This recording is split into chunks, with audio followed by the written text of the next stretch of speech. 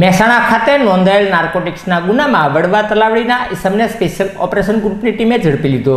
મહેસાણા જિલ્લામાં વડવા તલાવડીમાં રહેતા શાહરૂખ ખાન અયુબ ખાન સોરા વિરુદ્ધ ગુનો નોંધવામાં આવ્યો છે। જે કેસમાં શાહરૂખ ખાન સોરા વોન્ટેડ હોય, જેને બાતમીના આધારે સ્પેશિયલ ઓપરેશન ગ્રુપની ટીમે ઝડપી લઈ ધોરણસરની કાર્યવાહી હાથ ધરી હતી।